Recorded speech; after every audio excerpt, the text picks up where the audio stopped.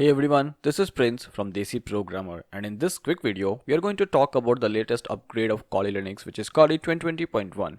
We will talk about its feature, what's new, and some quick fixes that you might have in the installation. And don't worry with this screencast, this ain't my Windows operating system, it's Kali itself, and I'll get back to it very soon. And now starting with what's new, we get XFCE Desktop 2, which comes packed with the installer. We are provided with an option to choose our desktop environment during installation. So if you want, you can go with the XFCE or the GNOME desktop environment. I have personally fallen in love with the XFCE desktop and it's looking too cool. Talking about the desktop looking cool, Kali, which is a Linux where we mostly operate through terminal typing commands, it's now having a too good UI for Linux OS. I mean, the colors are just perfect and the new icon pack looks stunning. There are new fonts which are just perfect and you don't have to go through the complete hustle of customizing. There are a lot of wallpapers and this logo that appears during boot is just amazing. And the beautiful UI ain't just a significant upgrade to the Kali. We now even get a non-root cell. By default, we get a user account with Kali as username and Kali as password too. However, you are free to set up your own user accounts too. I think with this step, Kali developers are trying to push Kali for a normal main desktop use too and not just for hacking. And trust me, in this domain too, it's just perfect.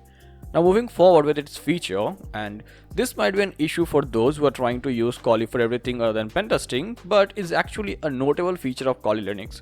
As always, Kali 2020.1 again comes with many tools which we use in our day-to-day life for pen testing and hacking if you are a hacker or a pen tester. Everything is organized so perfectly in menus in the XFCE desktop that it's just amazing. But here there are two things to consider. The first one is that if you're planning to use Kali for a normal development day-to-day use, then just give yourself a moment and remove all the pen testing tools that we get by default. This will give your system a slight boost in performance. And the other one is for aspiring hackers and pen tester. Let me tell you, I don't intend to discourage you or anyone, but just installing Kali won't make you a hacker. I mostly get this question many times that I have installed Kali Linux, now how I can start hacking Facebook, how I can start hacking Gmail, Instagram, a lot more. And trust me, there is no such big button which will just say hack Facebook, hack Instagram, hack Gmail, and tada, you are done. You have hacked any social media platform of the planet. You will have to spend decent amount of time understanding and learning first the Linux basics, the commands, networking, scripting, phishing, how websites work, how internet works, how your apps are working, VPNs, Wi-Fi's, and a lot other security protocols, and then you will be able to hack anything that you want, which obviously is illegal. But again, this ain't something which is impossible to do. If you have a will, there are multiple ways. And the last feature is the Kali Undercover mode, which you saw in the screencast. When you use this Kali Undercover mode, you will get a complete UI of Windows 10 operating system. This is because most of the time when you're using Kali or any other Linux in a public place and you're typing commands in a terminal, people expect that you're doing something which they have not seen in their normal day-to-day life. So they start peeking in your system, which obviously not everybody wants. So if you want to make sure that you seem normal to other persons too, you can work with this Kali Undercover tool, which will give you a complete UI of Windows 10, but again, it won't hide any of the tools that you get with the Linux.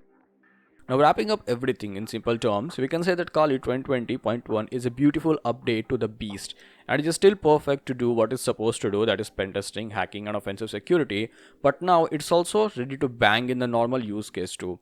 And if you really want to use a Linux or if you really want to get started with the Linux, then Kali right now I think is the perfect one, because with the XFCE desktop, it has become quite fast, and also the developers are trying to make this fast because most of the time you use Kali with a bootable pen drive.